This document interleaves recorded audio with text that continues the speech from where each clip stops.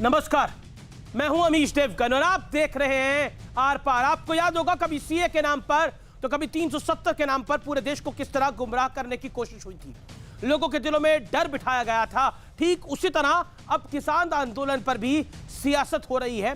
कई विपक्षी दल अब पूरी तरह एक्टिव हो चुके हैं, वो भी तब जब किसान बार बार कह रहे हैं कि उनका राजनीति से कोई सरोकार नहीं है। लेकिन विपक्षी दलों में तो जैसे किसान आंदोलन में मोदी सरकार को घेरने का एक बड़ा मौका दिख गया है। यूपी में अखिलेश यादव, बंगाल में ममता बनर्जी, बिहार में तेजस्वी यादव, दिल्ली में अरविंद केजरीवाल, ये वो नाम है जो खुलकर मोदी सरकार का विरोध कर रहे हैं। ये लिस्ट काफी लंबी है। इसमें उस एनसीपी का भी नाम है जिसके सर्वेसर्वा शरद पवार ने कृषि मंत्री रहते हुए 2010 में एक चिट्ठी लिखी थी जिसमें वो एपीएमसी कानून में बदलाव की इच्छा जता रहे हैं। लेकिन आज कांग्रेस के साथ एनसीपी भी मोर्चा खोले हुए है। इसने भारतीय जनता पार्टी विपक्ष पर जुबानी हमला करते हुए इसे मौका परस्त विरोध करार दे रही है। तो क्या सिर्फ विरोध के लिए मोदी सरकार का विरोध हो रहा है? आज इसी मुद्दे पर होगी देश की सबसे बड़ी बहस। आर पार किसानों के कंधे से सियासी निशाना, यानी कुल मिलाकर किसान तो आंदोलन कर रहे हैं लेकिन कुछ लोग सियासी निशाना बना रहे हैं। आप नाम गिन सकते हैं, मेघा पाटकर, योगेंद्र यादव, ये सब लोग इस आंदोलन में कैसे कूद पड़े। सोच के देखिए आज का आर पार इसी पर।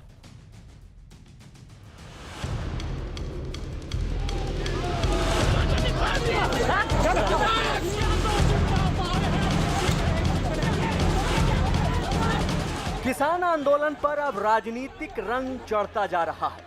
किसान संगठन राजनीति से दूर रहने की बात कर रहे हैं, लेकिन पूरा विपक्ष सरकार के खिलाफ लामबंद हो चुका है।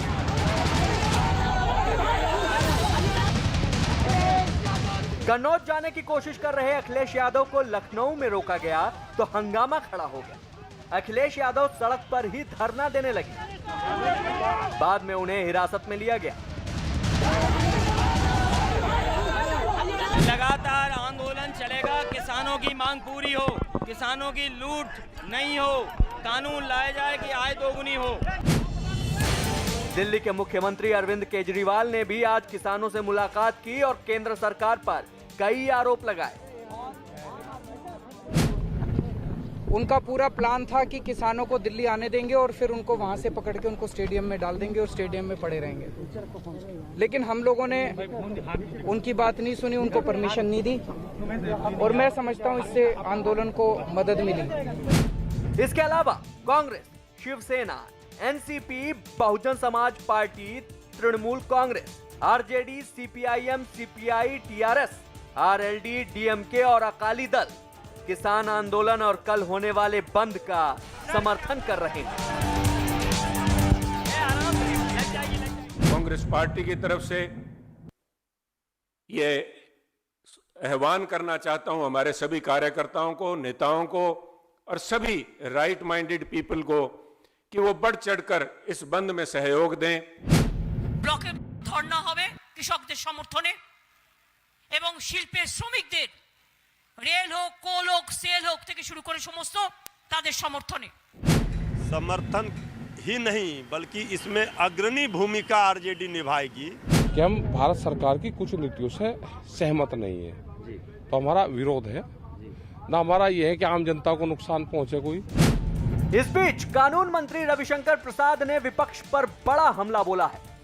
जितनी विपक्षी पार्टियां हैं ये किसानों को भ्रमित कर रही हैं। इनका पूरा चेहरा शर्मनाक दोहरे चरित्र का है। बीजेपी का आरोप है कि 2010-11 में शरद पवार ने एपीएमसी कानूनों में बदलाव की वकालत की थी, लेकिन अब विरोध कर रहे हैं। 2010 में जब शरद पवार जी खुद एग्रीकल्चर मिनिस्टर थे तो सारे मुख्यमंत्रियों को उन्होंने चिट्ठी लिखी थी कि एपीएमसी एक्ट को आप अमेंड करें। 11 अगस्त 2010 को यह चिट्ठी शरद पवार ने सभी मुख्यमंत्रियों को लिखी थी, जिसमें कहा गया था कि एपीएमसी कानूनों को बदलना जरूरी है और अब कृषि क्षेत्र में निजी भागीदारी बढ़ाने का समय आ गया है। पवार साहब ने एपीएमसी में इन्वेस्टमेंट की बात की, लेकिन एपीएमसी के अधिकारों को खत्म करने का अधिकार नहीं दिया। शरद पवार जी ने राज्य सरकारों को चिट्ठी लिख के उनकी राय मांगी थी। आपके राय मांगना और एक गैर संवैधानिक तरीके से कानून पास करना, अध्यादेश लाके, वो भी कोविड की आड़ में, ये दोनों चीजें बिल्कुल फर्क हैं।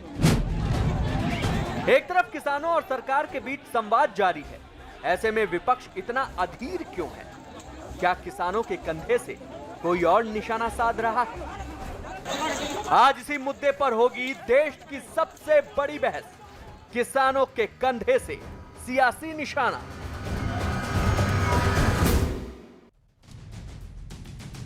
आज मैंने डिबेट का नाम रखा है किसानों के कंधे से सियासी निशाना। ये एक सवाल है और ये सवाल जहन में क्यों आता है, इसके लिए मैं आपको कुछ दिखाने जा रहा हूं। मेरे हाथ में जो कागज है जो किसानों की मांग के तौर पर केंद्र सरकार को सौंपे गए हैं, इसमें से मुख्यतः 6 मांग शामिल है। इसमें से छठी मांग ध्यान देने वाली है। इसमें कहा गया है कि तमाम किसानों, बुद्धिजीवियों, गायकों, वकीलों और सामाजिक कार्यकर्ताओं पर लगे सभी केस वापस किए जाएं। साथ ही जिन्हें जेल हुई है उन्हें तुरंत छोड़ा जाए। मैं अंग्रेजी में भी पढ़ सकता हूं इसको। Withdraw all the cases against the farmer leaders all over India, including intellectuals, poets, lawyers, writers, and human and democratic rights activists. Those who have been jailed in false cases should be released. सोचिए आप, ये छठी demand क्या कहती है? ये छठी demand कहती है कि किसानों पर जो केस हुए हैं, चलिए वो किसानों की मांग हो सकती है कि आप वापस करिए वो केस, लेकिन इसमें intellectuals, writers, poets, lawyers, human right और डेमोक्रेटिक एक्टिविस्ट और जिनके ऊपर भी केस हुए हैं, फॉल्स केसेस हुए हैं, इसका कोर्ट निर्धारण करता है जी। इसमें सरकार कैसे कर सकती है कुछ? उन केसेस को तो विड्रॉ करना चाहिए, इनकी रिलीज तुरंत होनी चाहिए। किसान अपने लिए आंदोलन करे, जायज बात है और होना भी चाहिए, लेकिन ये छठी पॉइंट, क्या जो लोग घुसपैठ कर रहे हैं किसान आंदोलन के अंदर उनकी उपज है? इस सवाल खड़ा करता है। व्यूअर्स, सोच के देखिए गंभीरता से। और आज अभी थोड़ी देर पहले मेरे पास एक खबर आई है, परमजीत पम्मा जो कि 2010 में वांटेड था, twin velocity blast in Patiala, Ambala और killing of the RSS man in 2009। UK में जो प्रोटेस्ट होता है किसानों के आंदोलन पर, उसमें आता है वो, और इसी व्यक्ति को 2016 से भारत एक्स्ट्राडाइट यानी पोर्चुगल से लेने की कोशिश कर रहा था, जो नहीं हो पाई थी। यानी कुल मिलाकर ये आंदोलन को, इस किसान के आंदोलन में बाहरी लोगों ने घुसपैठ करी है, राजनीतिक घुसपैठ तो है ही है। मेरे साथ बात करने के लिए डॉक्टर संबित पात्रा है, भारतीय जनता पार्टी के प्रवक्ता। मेरे साथ प्रोफेसर गौरव वल्लभ है। मेरे साथ इस चर्चा में सुनील सिंह यादव है, नेता समाजवादी पार्टी के एमएलसी भी हैं। मेरे साथ विजय सदाना है, जाने माने कृषि विशेषज्ञ। मेरे साथ वीएम सिंह हैं, ये किसान नेता हैं। मेरे साथ नेता जेडीयू के अजय आलोक है और शोएब जमई भी मेरे साथ जुड़ रहे हैं, अध्यक्ष आईएमएफ के। आप तमाम लोगों का अभिनंदन है। मैं चर्चा की शुरुआत करता हूं आपसे, संबित पात्रा, और शुरुआत में मैं आपके पास आता हूं। कल भारत बंद है और इस भारत बंद में आपकी जो सहयोगी पार्टियां हैं, आरपीआई, वो भी शामिल हैं। क्या आपको लगता नहीं है कि आप विपक्ष को नहीं समझा पा रहे, किसान आपकी बात को नहीं समझ पा रहे? हो सकता है कि कुछ एक ऐसे एलिमेंट आ गए हैं जो अपना फायदा देख रहे हैं, लेकिन आप तो अपने सहयोगियों को नहीं समझा पा रहे। शिवसेना आपकी पुरानी सहयोगी जो आपको पहले छोड़ के चली गई, अकाली दल ने इसी मुद्दे पर आपसे समर्थन विड्रॉ कर लिया, आपकी सरकार से मंत्री पद छोड़ के चले गई। क्या कहना चाहते हैं डॉक्टर पात्रा?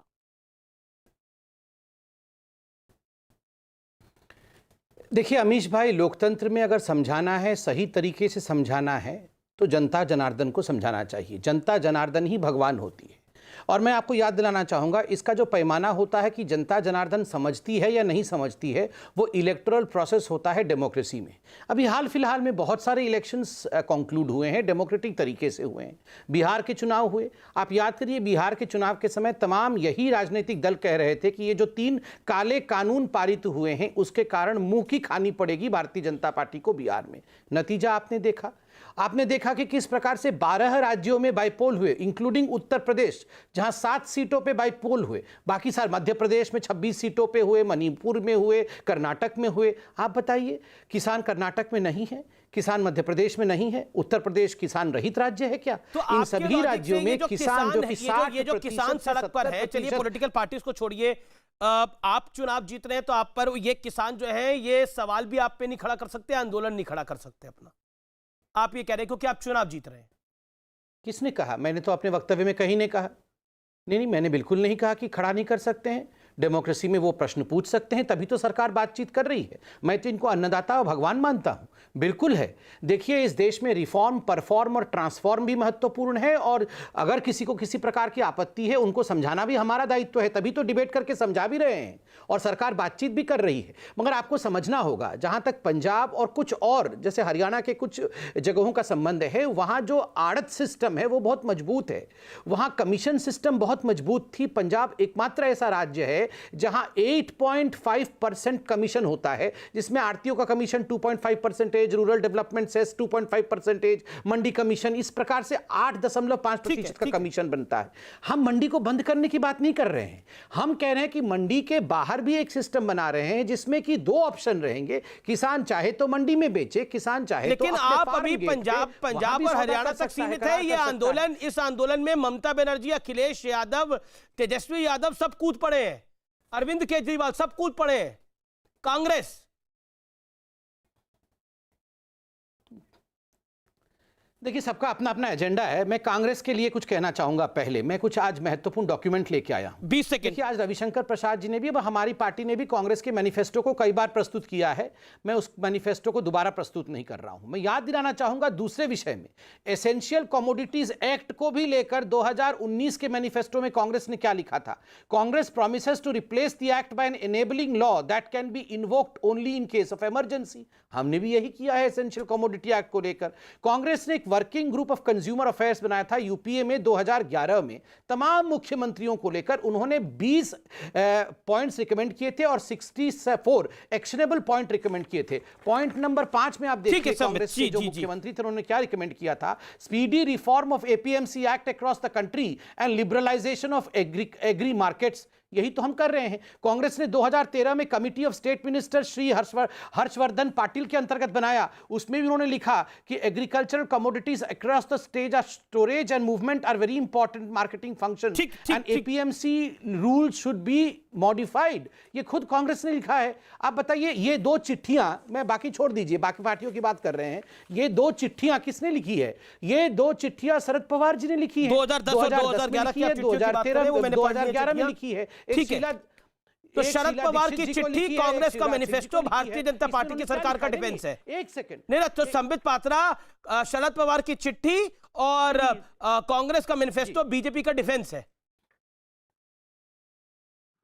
यही डिफेंस है ना? आपने यही बोला। बीजेपी का डिफेंस नहीं है। नहीं, यही बोला आपने। इनकी नहीं, सुनिए ना, बीजेपी इनके नहीं, आपने सुना नहीं। बीजेपी इनकी हिपोक्रेसी को दिखा रही है यहाँ। अच्छा, ये हिपोक्रेसी आप दिखा रहे हैं। आज बंद की बात कर रहे हैं, ये इनकी हिपोक्रेसी है। ठीक है, अब मैंने आपको काफी मौका दिया। डिफेंस का विषय है, हमारा डिफेंस है कि नहीं, आपने डिफेंस के बारे में पूछा तो मैं डिफेंस के विषय में भी बता दूं ना कि हमारा डिफेंस क्या है।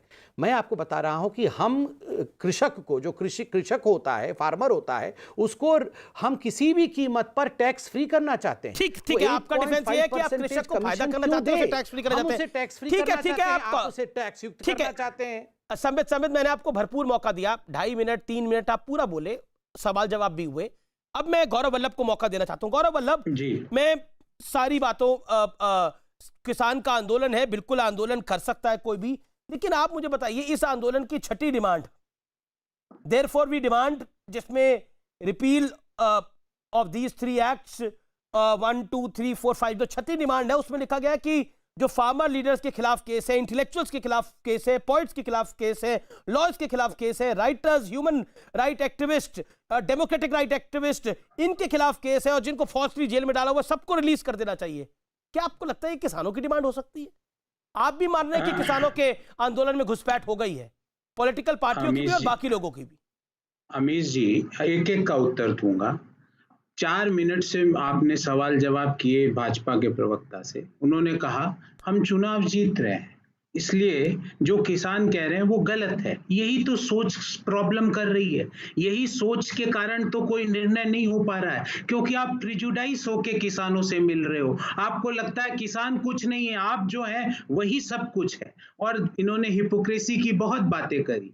पात्रा जी 2011 का कमिटी और report on working group on consumer affairs, जो स्टेट गवर्नमेंट में जो कमिटी बनी थी, नरेंद्र मोदी जी तत्कालीन गुजरात के मुख्यमंत्री इस कमिटी के अध्यक्ष थे। उन्होंने 2011 को एक रिपोर्ट सौंपी और उस रिपोर्ट के पेज नंबर 19 के पॉइंट नंबर B3 पे लिखा हुआ है एनफोर्स एमएसपी। एनफोर्स एमएसपी का अर्थ होता है कि एमएसपी को लीगल राइट बनाया जाए, एमएसपी को किसी भी तरह से खत्म ना करा जाए। और आज जब किसान खड़ा होकर ये बोल रहा है कि enforce MSP, give me MSP in a legal right, मुझे लिखित में एमएसपी दी जाए, मुझे एमएसपी कहां मिलेगी, कब मिलेगी, कैसे मिलेगी, संविधान जी के घर से मिलेगी या प्रधानमंत्री जी के घर से मिलेगी, वो ये पूछ रहे हैं, वो कहां लिखा हुआ है, उसका आपके पास जवाब नहीं है। इसको क्या कहोगे पात्रा जी? ठीक है बिल्कुल, आप पात्रा जी से सवाल पूछे, पात्रा जी जवाब देंगे, लेकिन अमीश देवगन के सवाल का भी जवाब दे दीजिए गौरव वल्लभ जी। छठी डिमांड जो मैंने पढ़ के बताई, क्या आपको लगता है छठी डिमांड किसानों की डिमांड हो सकती है? आप मुझे बताइए, छठी डिमांड पर आप बोलिए क्या कहेंगे? देखिए, छठी डिमांड जो आप पढ़ के सुना रहे हो, उसमें वो लिखा हुआ है कि जो फॉल्सली इम्प्लीकेटेड है,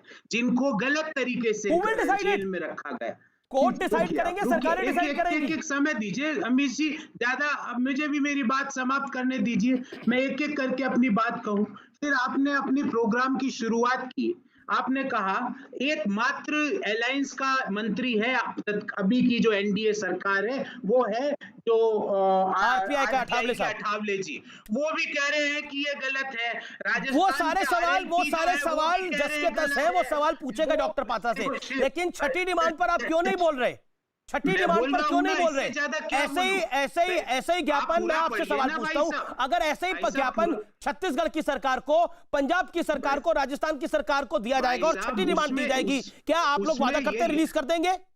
उसमें ये लिखा नहीं करेंगे रिलीज को गलत तरीके से। आप मेरी बात, शायद मेरी बात को सुन नहीं पा रहे हैं या समझ नहीं पा रहे हैं। सुन पा रहा हूं आपकी बात। मैं वापिस बोलता हूं अमीश भैया, कि उसमें लिखा हुआ है जिनको फॉल्सली का मतलब होता है हिंदी में गलत तरीके से रखा हुआ है, उनके लिए बात हुई है। वो उन्होंने ऐसा, ये किसानों की डिमांड हो सकती है। आप गौरव वल्लभ, आप भी पढ़े लिखे आदमी हैं, आप भी पढ़े लिखे आदमी है, प्रोफेसर आदमी है, ये किसानों की डिमांड हो सकती है कि आप पोएट को छोड़िए, ये डेमोक्रेटिक एक्टिविस्ट को छोड़िए, किसान को तो बेचारे को डेमोक्रेटिक एक्टिविस्ट क्या भला है वो पता ना होगा। अच्छा अमीश भैया, एक काम करते हैं, अमीश भाई, पांचों डिमांड आप पूरी करवा दो। छठी डिमांड के लिए मैं किसानों को कन्विंस कर दूंगा। आप उनकी पांचों डिमांड आप मान रहे हैं कि आपकी तरफ, ओके ठीक है, सब जवाब दे दीजिए। अपन तो डेडलॉक खोलने के लिए है ना, और राजनीतिक दलों का क्या कर्तव्य है? ठीक है संबित पात्रा, कांग्रेस आपकी मदद करने को तैयार है, ये डेडलॉक खोलने के लिए तैयार है आपके लिए, संबित पात्रा। फिर मैं बाकी लोगों के पास आता हूं। देखिए, पहले आपने जो छठे वाले पॉइंट पे सवाल पूछा, जिसपे कांग्रेस के प्रवक्ता ने कहा कि गलत तरीके से जिनको जेल के अंदर, जिन पोएट जैसे वारा राव, मुनव्वर राणा, जिनके खिलाफ केस चल रहा है, ये सब विड्रॉ हो जाए गलत तरीके से। देखो, गलत तरीके से एक पत्रकार को जेल के अंदर बंद किया था, रख नहीं पाए ना, क्योंकि हिंदुस्तान में कोर्ट की चलती है, जुडिशियल प्रोसेस है, कोर्ट ने छोड़ दिया। एक पत्रकार को आपने गलत तरीके से महाराष्ट्र में कन्फाइन किया था, छोड़ना पड़ा, क्योंकि सुप्रीम कोर्ट ने कहा छोड़ो, ये सब डिक्टेटरशिप है क्या, छोड़ना पड़ा। अगर वारा राव, ये मुनव्वर राणा और ये जो नक्सलाइट जो सब आज बंद हैं, अगर ये गलत तरीके से बंद है तो सुप्रीम कोर्ट डंडा नहीं चलाएगी क्या? सुप्रीम कोर्ट इनको बंद रहने देगी? सुप्रीम कोर्ट अगले दिन कहेगी छोड़ो इनको, क्यों बंद रखे हो? जब सुप्रीम कोर्ट कह रही है बंद रखना पड़ेगा तो बंद रखना पड़ेगा, क्योंकि ये देश के खिलाफ है। ये परमजीत सिंह पन्ना जो है, पम्मा, परमजीत सिंह पम्मा, 2 बम ब्लास्ट किए जिसमें लोगों के जान गई।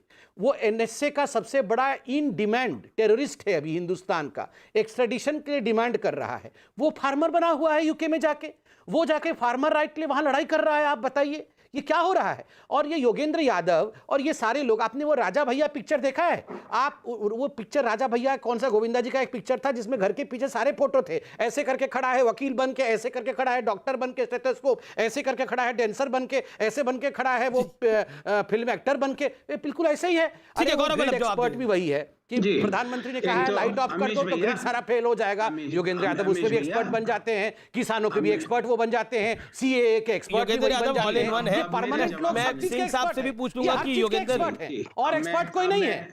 नहीं, योगेंद्र यादव को तो कांग्रेस भी नहीं मान रही। ठीक है, ओके। गौरव वल्लभ 20 सेकंड आप अपनी बात को रखिए, देन वीएम सिंह और विजय सदाना एंड सुनील यादव। अमीश भैया, इस देश में राजा बाबू एक ही है जो कभी वैज्ञानिक बन जाता है, कभी डॉक्टर बन जाता है, कभी रेडार विशेषज्ञ बन जाता है, कभी दाढ़ी बढ़ा के पोएट बन जाता है। राजा बाबू एक ही है, और कौन है मुझे बोलने की जरूरत नहीं है। दूसरी बात अमीश भाई, आज मुद्दा महत्वपूर्ण ये है, बाबू का नाम भी बताऊंगा मैं, मुद्दा ये है कि किसानों को एमएसपी आप क्यों नहीं देना चाहते? वो कह रहे हैं मेरी एमएसपी कहाँ मिलेगी, मुझे कैसे मिलेगी, मुझे कौन से कार्यालय में मिलेगी? और आप जो प्राइवेट मंडियां जो अपने सूट बूट के दोस्तों की खुलवाना चाहते हो, वहां पे उसको अगर एमएसपी नहीं मिलती है तो क्या क्रिमिनल कार्रवाई हो सकती है? ठीक है, you made your point Gaurav Vallabh के खिलाफ। ये सवाल है, इन सवालों का हमको उत्तर तलाशना है। ये इस पे उत्तर देना है। डिमांड वारा राव, मुझे लगता है आज के दिन महत्वपूर्ण ये है। बिल्कुल, किसान महत्वपूर्ण है और किसानों की बात होनी चाहिए। तभी मैंने बोला कि किसानों का आंदोलन कुछ लोग कुछ गिद्ध हाईजैक ना करें जिससे किसानों का आंदोलन को नुकसान हो। पॉइंट ये है, some vultures are hijacking this protest, जो कि फार्मर्स के कॉज को डिफीट कर रहा है। मेरी चिंता वो है इस समय, मेरी चिंता बिल्कुल किसान है और किसानों के लिए चिंतित होना जरूरी है इस देश को, देश के हर नागरिक को, 135 करोड़ लोगों को। लेकिन मेरी सबसे बड़ी चिंता है कि कुछ लोग इस आंदोलन को अगर हाईजैक करने की कोशिश करेंगे तो किसानों का भला नहीं होगा। वो अपनी राजनीति का भला देखना चाहते हैं, या कुछ लोग एक मोटिवेटेड एजेंडे के तहत ये करना चाहते हैं जो देश के लिए घातक है, देश के लिए खतरनाक है। मैं रुक करता हूं, एक सेकंड अजय आलोक का रुक करता हूं और वीएम सिंह साहब का रुक करता हूं। Okay sir, you made your point. Ajay Alok, Tejashwi Yadav भी कह रहे हैं कि हम सिर्फ सपोर्ट नहीं करेंगे, हम पूरे भारत बंद को बिहार के अंदर हम क्रियान्वित कर देंगे। देखिए अमीश, राजनीतिक नौटंकी करने के लिए किसी को रोक नहीं है इस देश में, सब स्वतंत्र हैं। आपके पैनल पे इतने लोग बैठे हुए हैं, शोएब जमई तो आरजेडी के ही हैं। 2015 से पप्पू यादव की पार्टी ज्वाइन कर ली इन्होंने। अब तेजस्वी यादव डिप्टी, चलिए एनीवे, 2015 से लेकर 17 तक तेजस्वी यादव बिहार के डिप्टी चीफ मिनिस्टर थे। कांग्रेस हमारे साथ सत्ता में थी, कृषि मंत्रालय कांग्रेस के पास था। बिहार में तो एपीएमसी हमने 2006 में ही बंद कर दिया ना। तो 14 वर्ष में बिहार में किसानों की प्रगति हुई है नहीं? पर ये छोटे बात कृषि रोड मैप आ गए, किसानी बढ़ी, नहीं किसानी बढ़ी, रोजगार बढ़ा, किसानों की आय बढ़ी। आज तक बिहार में आपने किसी किसान को सुना आत्महत्या करते हुए? हमारा फिर भी कहना है कि ठीक है, केंद्र सरकार ये कानून जो बिहार में 2006 से लागू है, केंद्र सरकार ये कानून 2020 में लेके आई। बिल्कुल बातचीत एक रास्ता होनी चाहिए, अब बातचीत चल भी रही है, बातचीत के सकारात्मक पहलू भी निकले हैं। एमएसपी साफ साफ केंद्र ने कहा है कि कभी खत्म नहीं होगी, अब वो चाहते हैं कानून बना दो, तो इसका रास्ता तो बीच में बातचीत से ही निकलेगा ना। लेकिन समस्या दूसरी है यहाँ पे इस देश में, मान ना मान मैं तेरा मेहमान। किसने बुलाया भाई? किसानों को किसने बुलाया कि आओ हमारे आंदोलन में? भारतीय किसान संघ ने आज अपने आप को इस कल के बंद से दूर कर लिया, ये कहते हुए कि राजनीतिक इंटरफेरेंस बढ़ रही है, क्योंकि वो लोग भी जान रहे हैं कि किसानों के एजेंडा को पॉलिटिकल पार्टी हाईजैक करने के लिए आ गई हैं। क्यों हाईजैक कर रही हैं? क्योंकि राजनीतिक गर्मी इतनी बढ़ चुकी है इन लोग पे कि इनको कोई बरगद का छांव चाहिए, और किसान को ये बरगद समझ के किसान की आड़ ले रहे हैं, उनको भड़काने का काम कर रहे हैं। हम अगुवाई करेंगे। क्या अगुवाई करेंगे आप? कौन अगुवाई करेंगे? चाहे वो शिरोमणि अकाली दल हो, चाहे राष्ट्रीय जनता दल हो, चाहे मुलायम सिंह यादव का परिवार हो, किसी का परिवार हो, ये कोई किसान रह गए? ठीक है, सुनिए, आपने मुलायम सिंह यादव की बात करी, सुनील यादव से मैं रिएक्शन ले लेता हूं, then VM Singh and Vijay Sadana. Okay Sunil Singh Yadav. जी अमीश जी, अजय आलोक जी का जवाब देना चाहूंगा। जी शोएब जमई, आपका वक्त आ जाएगा, जवाब बोलेगा सुनील यादव। Respond to Ajay Alok. जी अमित जी, देखिए अजय आलोक के बारे में मैं क्या बोलूं, इन्हें किसानों की परवाह तो है नहीं। ये तो संघ और भारतीय जनता पार्टी की गोद में बैठ के नीतीश जी तो पूरे जीवन इन्हीं संघ और भाजपा के खिलाफ लड़ते रहे। अब उनको कुर्सी इतनी प्यारी है तो वो उसी तरीके की बात करेंगे। मैं आपकी डिबेट में, क्योंकि बीजेपी के प्रवक्ता बैठे, मैं 2-3 चीजें केवल जानना चाहता हूं। एक तो ये, क्या उत्तर प्रदेश में तानाशाही की सरकार है कि आप समाजवादी पार्टी के राष्ट्रीय अध्यक्ष को, पूर्व मुख्यमंत्री को घर में कैद कर देंगे, निकलने नहीं देंगे? अगर किसान की आवाज उठा रहे हैं तो आप गिरफ्तार कर लेंगे, आप लाठीचार्ज कराएंगे? एक। अरे किसने बोला दूसरी बात, आवाज उठाने की? हमारा सीधा समाजवादी पार्टी का एक ही सवाल है कि माननीय प्रधानमंत्री जी 2014 से कह रहे हैं कि हम किसान की आय 2 गुनी कर देंगे। अरे कब होगी आय 2 गुनी? जो न्यूनतम समर्थन मूल्य है, उसी के लिए तो सरकार कह रही है कि प्रोविजन किया है। सुनील यादव जी, आय 2 उसी के लिए तो सरकार कह रही है ये कानून लेके आए जिससे आमदनी बढ़ जाए। हमारी सुन लीजिए, बोलिए सुनील यादव जी, बोलिए। अरे हमारी सुन लीजिए, तो उस कानून में क्यों नहीं ऐड कर रहे हैं न्यूनतम समर्थन मूल्य? और जो आप 6वें पॉइंट की बात कर रहे हैं अमित जी, अरे उत्तर प्रदेश के माननीय मुख्यमंत्री जी ने लूट, हत्या, अपहरण, दंगे, सबके मुकदमे खुद वापस करा लिए हैं। तो उस पर मैं बहस नहीं करना चाहता हूं। मैं केवल यह जानना चाहता हूं कि सुषमा स्वराज जी ने भी तो, जब मनमोहन सिंह जी प्रधानमंत्री थे, तो वही बात कही थी जो आज विपक्ष कह रहा है। एक और, क्या किसानों के समर्थन में आना अपराध है क्या? अरे आप किस बिल्कुल अपराध नहीं है, लेकिन जिस सरकार में मैं छोटा सा एग्जांपल दे देता हूं आपको। आप मीटिंग कर चुके, मैं ये केवल कह रहा हूं, सरकार कह रही हम किसानों के हित में लेकर के आए, किसान कह रहा हम इससे बर्बाद हो रहे हैं। अमित जी, आप हमारे हित में काम करेंगे, हम आप पर आरोप लगाएं, इसका मतलब आप हमारे हित में नहीं है। कुछ अपने 2-4 उद्योगपतियों को फायदा पहुंचाने के लिए, जिनको आपने रेलवे बेच दी, एयरपोर्ट एयरलाइंस बेच दिया, BSNL बेच दिया, अब देश के अन्नदाता की जमीन भी बेच देना चाहते हो। ठीक है, भारत को लेकर के आ रहे हैं। Yadav ji, VM Singh waiting from long. Bharat आपका ठीक है सर, आपने अपनी बात को रखा। यादव जी, अमित है संबित 30 सेकंड में करिएगा। एक किसान नेता वीएम सिंह इंतजार कर रहे हैं। अब मैं देखिए अमीश भाई, सारे प्रश्न मेरी तरफ हैं, मुझे प्लीज उत्तर देने का मौका दिया जाए ताकि देश की जनता जो है हकीकत को जाने। ये सुबह से एक रट लगा रहे हैं कि देश के किसानों की जमीन को हड़प लिया जाएगा और जमीन अडानी और अंबानी का हो जाएगा। कैसे हो जाएगा भैया? ये कह रहे हैं इनके नेता को रोका भी गया, उनको नजरबंद कर दिया गया। नहीं, उत्तर प्रदेश के पहले मैं बोलेंगे, नहीं वो भी बताऊंगा। नहीं पहले ये बात क्लैरिफाई करता हूं, जो ये फैला रहे हैं सुनील जी अंबानी की जमीन हो जाएगी। ये अंबानी की जमीन कैसे हो जाएगी? नहीं, एक मिनट सुन लीजिए। ये जो बोल रहे हैं कि अंबानी इनका जमीन हड़प लेगा, मैं उसकी क्लैरिफिकेशन दे दूं पहले। कोई अंबानी जमीन नहीं हड़केगा। एक सेकंड, देखिए मैं भी बीच में बोल सकता हूं अमित जी, आप मैं इंपॉर्टेंट पॉइंट बोल रहा हूं, बोलने दिया जाए। मैं भी बीच में बोल सकता हूं, मैंने तो बीच में नहीं बोला इनके। अमीश भाई, आप इनसे पहले बुलवा लो, फिर आराम से मेरे से बुलवा लेना, क्योंकि ये इंपॉर्टेंट क्लैरिफिकेशन है। पॉइंट नंबर 8 सुनिए। No farming agreement shall be entered into for the purpose. Yadav ji, Yadav ji, Sunil Yadav, let's be fair ना, आपने काफी सारे सवाल पूछे सरकार से। कब होगी इनसे ये बुलवा लो बस। अच्छा ठीक है, ये 40 सेकंड बोल ले, फिर मैं सिंह साहब के पास जाऊंगा, फिर वापस आपके पास। मैं चिल्लाना, बोलिए संबित, बोलिए। देखिए, ये मैं किसानों से डायरेक्टली, आपके चैनल को किसान भी देखता है, मैं उनसे बात कर रहा हूं। ये जो भ्रम फैलाया जा रहा है कि आपके जमीन को अंबानी और अडानी हड़प लेंगे, कैसे होगा? आप पढ़िए point number 8। No farming agreement shall be entered into for the purpose of any transfer including sale, lease and mortgage of the land और प्रेमाइसेस ऑफ द फार्मर। मतलब फार्मिंग लैंड के ऊपर, किसान के जमीन के ऊपर किसी प्रकार का भी लीज, ट्रांसफर इत्यादि का कोई करार नहीं होगा। करार होगा तो फार्म प्रोड्यूस के ऊपर होगा, उत्पादन के ऊपर होगा। आप जो उत्पादन कर रहे हैं उसके ऊपर करार होगा। तो जमीन कैसे चली जाएगी? अंबानी जमीन कैसे हड़प लेगा बताइए? जमीन किसी ने हड़पा था तो रॉबर्ट वाड्रा ने हड़पा था, और वो आप जानते हैं कैसे हड़पा था, और उसके बाद कागज में आज भी किसान बन के बैठा हुआ था। जब हमने पकड़ा तब वो किसान काटा है। ये हमें सिखा रहे हैं। दूसरी बात, ये एमएसपी की बात कर रहे हैं, मैं एक एग्जांपल आपको दे रहा हूं। आप एमएसपी में देखिए, नहीं एमएसपी का सुनिए। धान का एमएसपी 240% बढ़ा है, गेहूं का एमएसपी 177% बढ़ा है हमारे समय। ठीक है सर, एमएसपी दलहन, लेकिन किसान सड़क पर है। वीएम सिंह साहब का मैं रुक करता हूं। वीएम सिंह और विजय सदाना और कोपरा का एमएसपी बढ़ा है। वीएम सिंह और विजय सदाना काफी देर से इंतजार कर रहे हैं। वीएम सिंह, मैं आपसे पूछता हूं, क्या आपको लगता है किसान आंदोलन के कंधे पर कुछ लोग अपनी बंदूकें चला रहे हैं, या फिर आपको लगता है कि देखिए बोलिए सिंह साहब। मैं हमेशा कहता हूं कि 70 साल में, अभी भी आप देख लीजिए ना, 1 घंटे की डिबेट में कांग्रेस और बीजेपी और बाकी लोग जो हैं, ये इनकी डिबेट होती है, जबकि किसानों की बात है और किसान बीच में फुटबॉल यहाँ से वहाँ हो रहा है।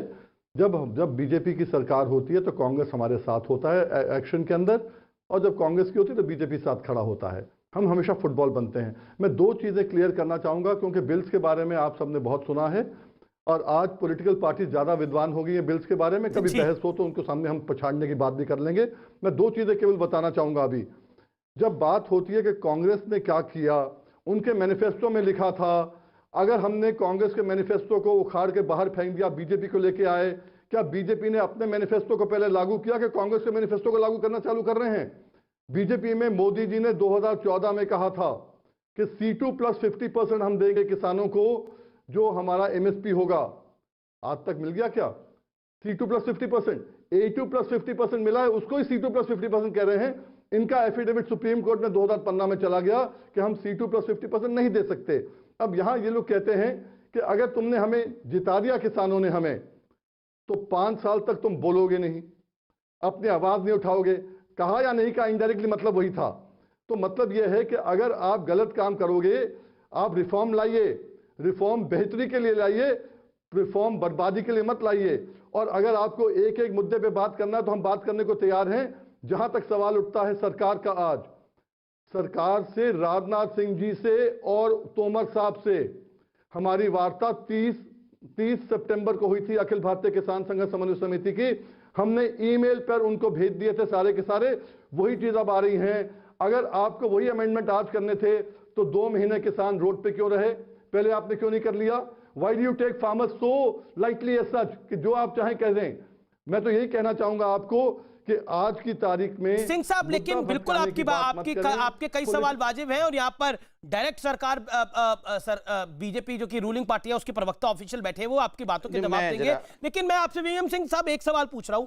मेरा सवाल जो आपसे था, क्या किसानों के आंदोलन को कुछ लोग हाईजैक करने की कोशिश कर रहे हैं? क्योंकि हम देख रहे हैं मेधा पाटकर, योगेंद्र यादव, ये लोग, और उसके अलावा ये छठी डिमांड ने मुझे भी शॉक करा है। ये देखिए, ऐसा है, इसमें 2 चीजें आपको बताऊंगा। पॉलिटिकल पार्टीज, जब आप जितना डिले, बिल्कुल जितना आप डिले करते जाओगे उतना लोग घुसते जाएंगे। और पॉलिटिकल पार्टीज क्यों नहीं घुसेंगे? उनको भी इलेक्शन लड़ना है, आपको भी वोट पड़ा, उनको भी वोट चाहिए है। तो हर आदमी बहती गंगा में हाथ धोना चाहेगा, उसमें कोई 2 राय नहीं है। हम लोग ये जो है ना, इतना अपने आप को नहीं सोचे कि हम बहुत ही शरीफ हैं, हम इस मुद्दे को वहां छोड़ देंगे। हर आदमी जहां उसका दाव लगेगा। बड़ी खबर आ रही है, कल दिल्ली में सभी मंडियां बंद होगी। किसान आंदोलन के चलते कल सभी मंडियां बंद होगी। आपको याद होगा कि योगेंद्र यादव ने बोला था एसेंशियल कमोडिटीज को रोक देंगे, यानी वो जो बोला गया वो क्रियान्वित हो रहा है। दिल्ली को कल सब्जियों की सप्लाई नहीं होगी। दिल्ली में कल सभी मंडियां बंद रहेगी। इस समय की बड़ी खबर है, सरकार के लिए चिंता की लकीर हो सकती है, क्योंकि ये अगर आंदोलन आगे बढ़ता है तो वाकई समस्या होगी। इस समय की बड़ी खबर, आजादपुर समेत सभी दिल्ली की मंडियां कल बंद रहेगी। कल दूध की, सब्जी की सप्लाई तक पे रोक होगी। जैसा कहा जा रहा था कि मैं वीएम सिंह साहब आपके पास सीधा आता हूं, आप अपनी बात को कंप्लीट करिए। खबर आ गई थी बीच के अंदर, मैं आपसे 20 सेकंड में एक बात जानना चाहता हूं। आप कह रहे हैं कि बहती गंगा में सब हाथ धो रहे हैं, क्या आपको लगता है कि ये लोग हाथ धोने तो गंगा तो मैली हो जाएगी?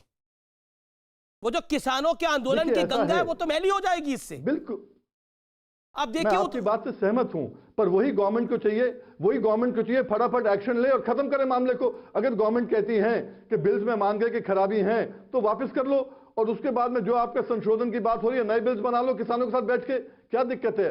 आज की तारीख में अगर गवर्नमेंट जो है अगर प्रोक्रेस्टिनेट करेगी, चुपचाप बैठी रहेगी, तो यही हाल होगा ना।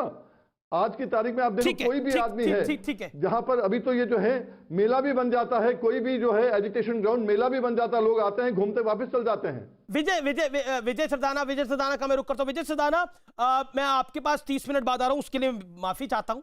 और मैं आपसे बहुत सीधा सवाल पूछना चाहता हूं। जो वीएम सिंह साहब का कंसर्न है वो सही है एक तरह से, कि जितना डिले होगा पॉलिटिकल पार्टीज आती रहेंगी, लेकिन आखिरकार ये रिफॉर्म्स बर्बादी के लिए है, बार बार एक लाइन नीचे खींच दी जाती है, ये रिफॉर्म्स बर्बादी के लिए। देखिए, वीएम सिंह जी एक सम्मानित किसान नेता हैं, काफ़ी पढ़े लिखे हैं, और इन्होंने एक बात बहुत सही करी है कि आज तक किसानों को फुटबॉल बनाया गया। और मैं वीएम सिंह जी की बात को मैं मेरी लैंग्वेज में कहता हूं, हिंदुस्तान में agriculture is a political activity, it is not a economic activity. इसीलिए हर पॉलिटिकल पार्टी, हर डिसीजन इस देश में किसान राजनीति को देख के लिया गया है, किसान की आर्थिक स्थिति को देख के कभी नहीं लिया गया। 70 साल में अगर किसान बर्बाद हुआ है तो ये सबके लिए शर्म की बात है, जो भी सत्ता में रहा, चाहे वो किसी पार्टी का हो। आज हकीकत ये है कि जब आप किसानों को बाजार से जोड़ने की कोशिश कर रहे हो, किसान को, मैं छोटी सी बात कह रहा हूं, वीएम सिंह जी ने मेरी सवाल का जवाब देंगे। मैं आपके किसान का माल 40, 50, 60 रुपए में खरीदता हूं, किसान के पास 2-3 रुपए पहुंचते थे। बीच का 40 रुपए किसान का हिस्सा कोई मारता था। आज तक कोई सड़क पे नहीं आया, किसी किसान आंदोलन को मैंने होते नहीं देखा। तब तक सब लोग क्यों चुप थे जब किसान का हिस्सा 70 साल तक मारा गया? क्या स्वार्थ था किसान के नेताओं का कि आप चुप थे जब किसान का एक सेकंड, वीएम सिंह कुछ बोला चाह रहे हैं, वीएम सिंह 30 सेकंड समझ में नहीं आई। ठीक है विजय दाना, होल्ड ऑन, वीएम सिंह क्या कहना चाह रहे हैं आप? You want to counter it? मैं एब्सोल्युटली यही जवाब देना चाहूंगा। मैं देश को बताना चाहूंगा ये एमएसपी का सवाल अभी ना पंजाब से ना देश से उठा है। ये एमएसपी का सवाल सन 2000 में 250 किलोमीटर के आंदोलन से उठा। उसके बाद हम हाई कोर्ट गए, यही पैडी खरीद के बारे। उसके बाद हम सुप्रीम कोर्ट आए। 2003 में सुप्रीम कोर्ट ने कहा कि उत्तर प्रदेश में पूरा खरीदना पड़ेगा।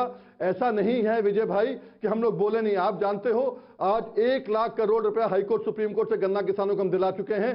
ऐसा नहीं कि बोले नहीं, पर मुश्किल यह है, आपने सही कहा कि राजनीतिक पार्टियां हमारा लाभ उठाकर बेवकूफ बनाते हैं। क्यों?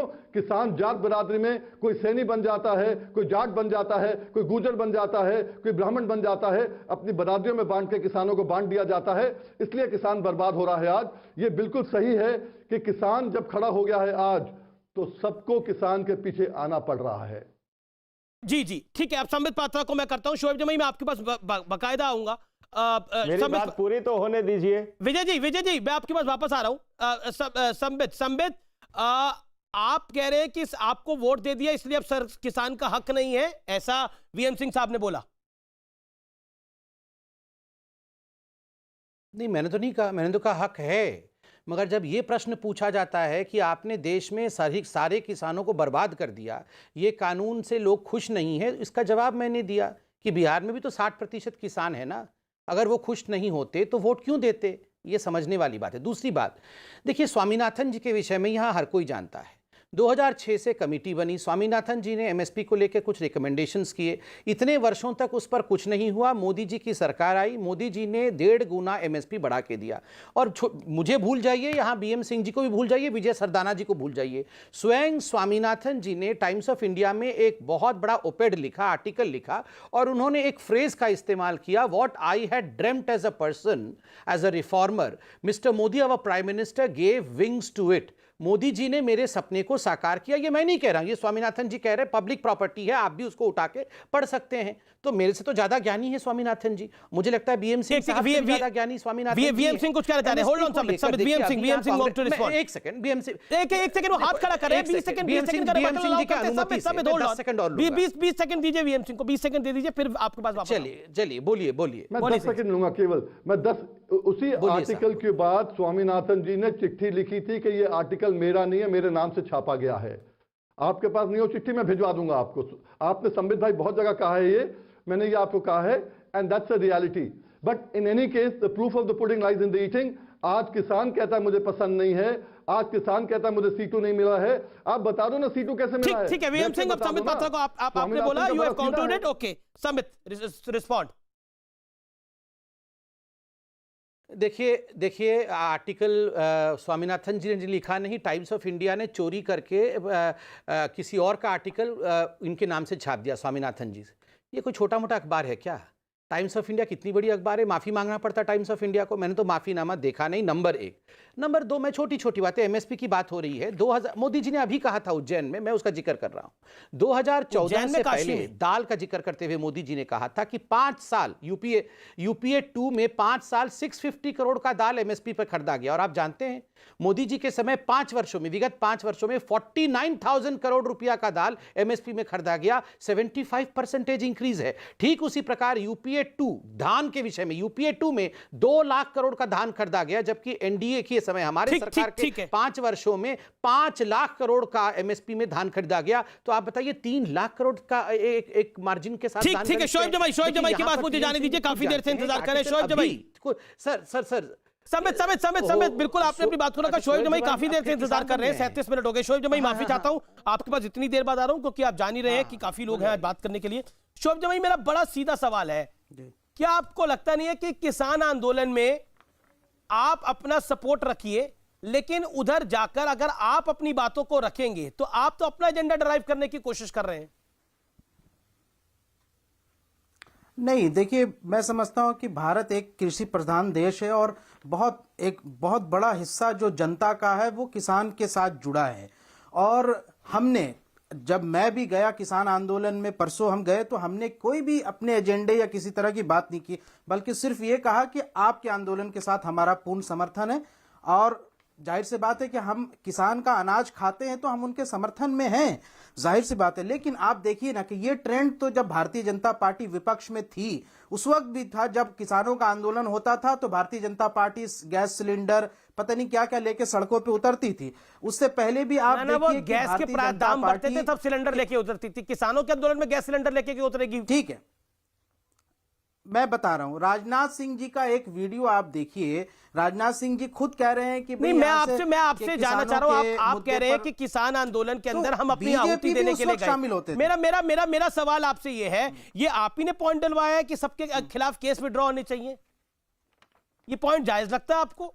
नहीं, बिल्कुल नहीं। यहाँ से मैं समझता हूँ कि यहाँ से किसान बहुत समझ रखते हैं, पढ़े लिखे भी किसान हैं और अपने तरीके से, देखिए, ये एक जनता का प्रदर्शन है और जनता का रोष धीरे धीरे सरकार के खिलाफ बढ़ रहा है। कई ऐसे इससे भी पहले जो कानून आए हैं और अब जो आए हैं, तो ये सारा कल्मिनेट हो रहा है। यही प्रॉब्लम है जो इससे पहले भी कानून आए हैं। आप जब किसान आंदोलन को सीए के साथ जोड़ते हो तो किसानों को भी दिक्कत होती है।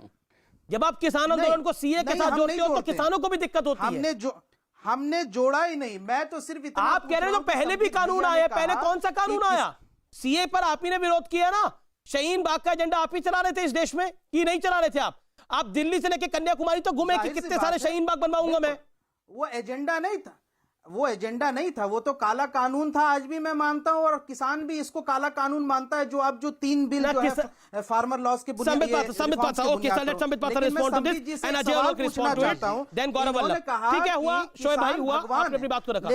लेकिन आपने भगवान पे ब्रूट फोर्स चलवा दिए, ठंडी के मौसम में यहाँ से पानी किसानों को चलवा दिया, तो ये कैसे भगवान मानते हैं इनको, ये समझाइए कैसे? अब ये बोल ले तो मैं बोलूं ना, हल कर दीजिए, हमारा कोई एजेंडा नहीं। 20 सेकंड में रिस्पॉन्ड के हिसाब से अमीश जी, मैं कैसे 20 सेकंड में करूंगा, ये बोल रहे हैं तो देखिए अमीश जी, ऐसा है कि इनका बस चले तो 2014 के बाद कोई भी कानून ऐसा नहीं है जो सफेद कानून है, सारा कानून ही काला है। मतलब काला काला कानून था, सीए काला था, राम मंदिर बनाना काला था, ये किसान कानून काला है, बैंक्रप्सी लॉ काला था, ये आर्टिकल 370 हटाना काला था, मतलब ये सब कुछ काला है। और ये हमें वोट मंगल ग्रह से मिल रहा है क्या?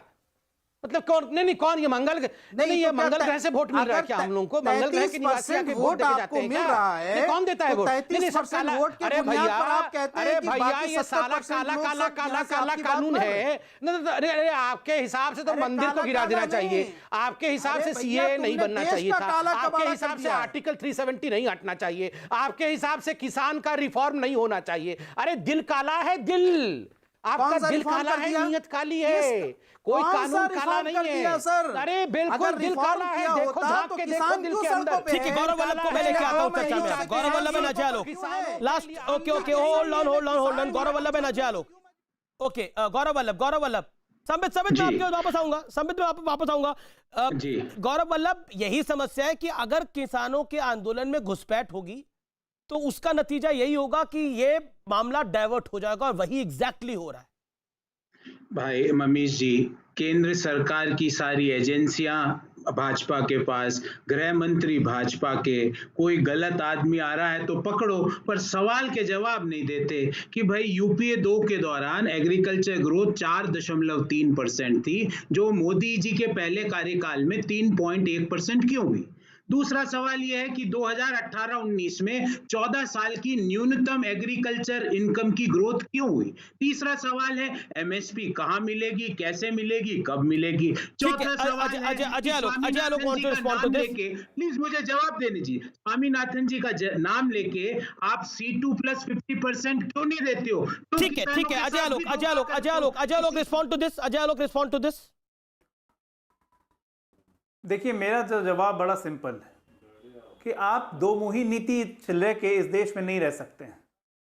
2009 से लेकर 14 तक आपकी जो नीतियां रही हैं, आपने बिल्कुल वही बोला जो आज ये केंद्र सरकार कर रही है। 2015 से 17 आप बिहार में हमारे साथ रहे, आपने इस कानून का समर्थन किया और आप पलट रहे हैं। तो कांग्रेस पार्टी ये पलटने की राजनीति बंद करे, इससे कोई फायदा नहीं होने वाला है। किसान जानते हैं आपने उनका क्या भला किया है। 70 वर्ष इस देश की आज़ादी को हुए, 50 वर्ष तक शासन आपने किया। ये सब कमी जो है ना, ये एक्स्ट्रा बैगेज हम लोग लेके आपका चल रहे हैं। कायदे से तो आपको गौरव वल्लभ नहीं है। अजय जी जाके सामने जाके हंगामा करें। जब इनके साथ सरकार में तो आप समर्थन कर रहे थे, कृषि मंत्री आप ही का था गौरव वल्लभ।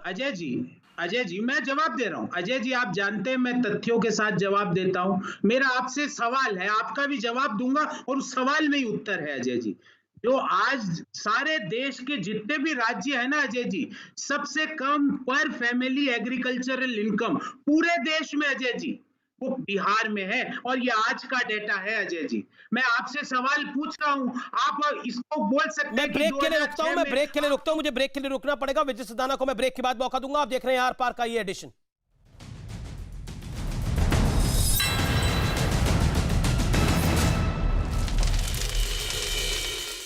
सबसे लोकप्रिय डिबेट शो आर पार, और मेरे साथ संबित पात्रा, गौरव वल्लभ, सुनील सिंह यादव, विजय सदाना मौजूद हैं। मैं सीधा उनका रुख करता हूं। विजय सदाना, मैं आपको मौका देना चाहता हूं, आप सबसे कम बोले। विजय जी, आखिरकार कल भारत बंद है और इसमें सब अपनी आहुति दे रहे हैं। योगेंद्र यादव भी किसान नेता हैं, शोएब जमाई साहब भी किसान नेता बन गए हैं। आपको लग रहा है क्या इस पूरे आंदोलन को पॉलिटिकली हाईजैक और मोटिवेटेडली